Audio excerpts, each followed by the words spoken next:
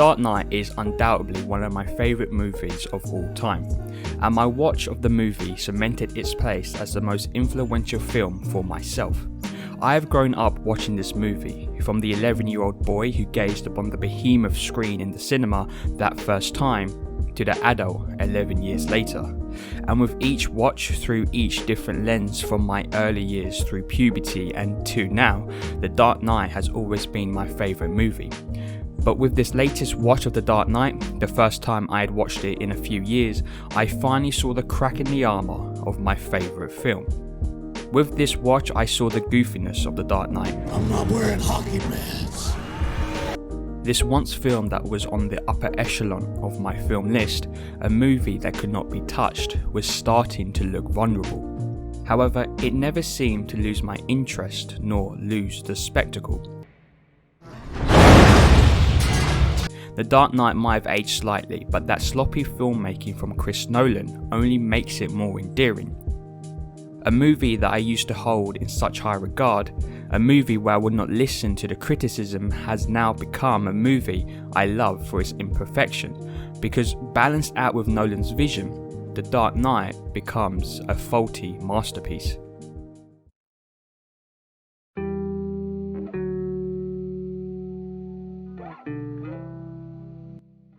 Undoubtedly, the film's biggest achievement was Heath Ledger's Joker. Ledger's performance is up there with De Niro's Travis Bickle. It was, and still is, the best performance I have seen in a cinema. But what makes the character of the Joker special within The Dark Knight is it brings the movie from a political drama into the world of a dark comedy.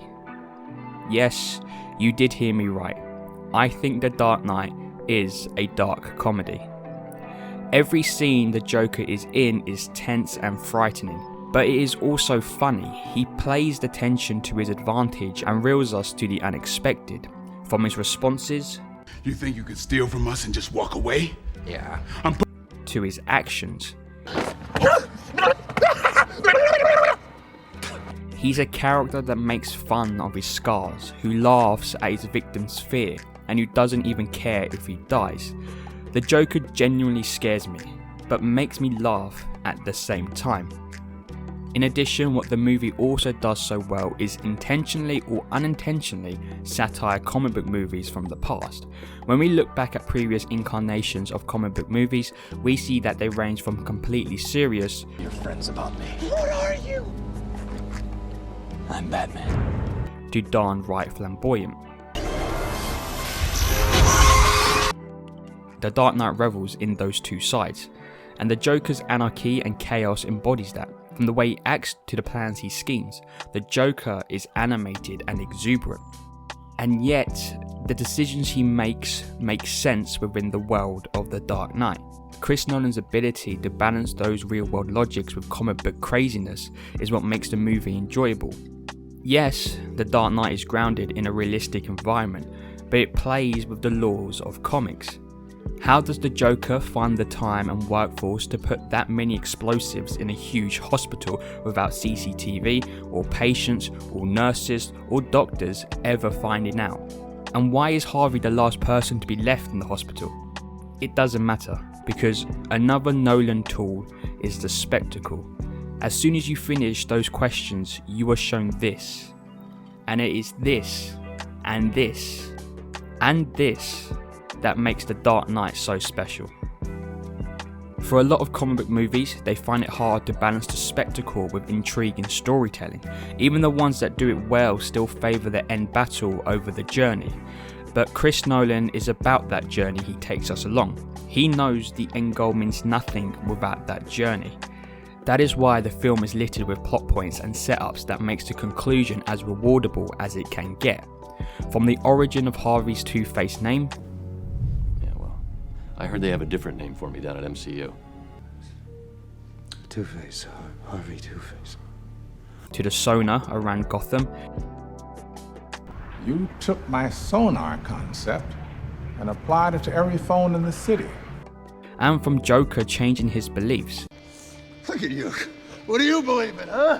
What do you believe in? Money. This town deserves a better class of criminal.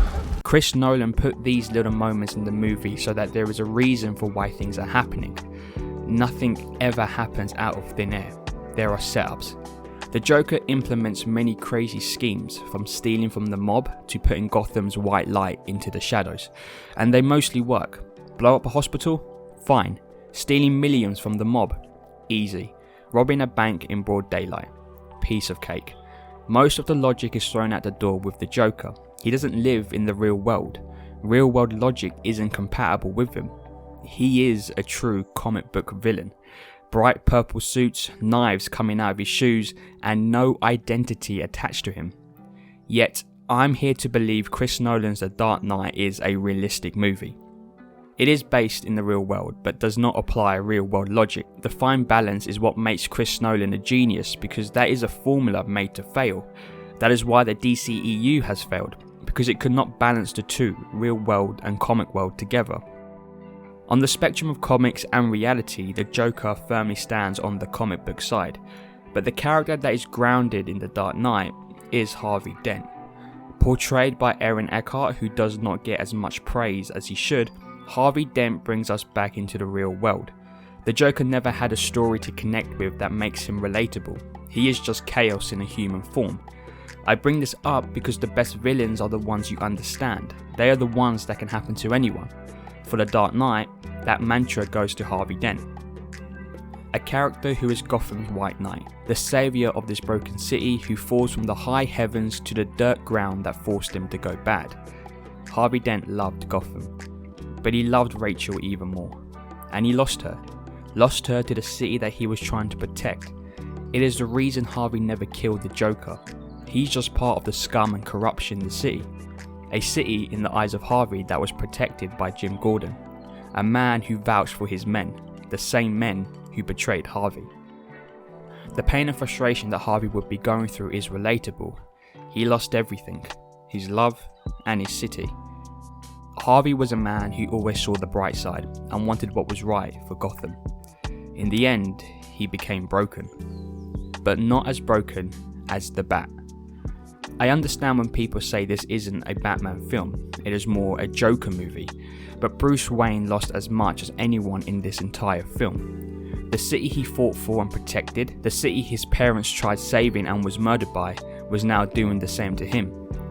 Batman died that night. Rachel Dawes, the love of Bruce Wayne, was his way out from the cape and cowl. His chance to live a normal life was taken, but what is sadder is Bruce not knowing that Rachel chose Harvey. He betted his way out on her. However, she chose Harvey and took that message to her grave, never allowing Bruce closure in this movie. But Bruce had to be strong. He couldn't break like Harvey. He couldn't give up on the city. Imagine the turmoil Bruce must have been in, but he still put on the cowl and stopped the clown. Batman in the end of The Dark Knight becomes a villain because it is like Alfred said. He's not being a hero. He's being something more. Batman can be anything. He lost Rachel, he lost the city he wanted to protect, and he lost the inspiration he wanted to create as Batman. In The Dark Knight, everyone loses. Except the city of Gotham. The failures of Batman, Harvey and Jim Gordon became the moment that saved their city. The death of Harvey and the pinpointing of blame to Batman gave the residents of Gotham a vision that was united.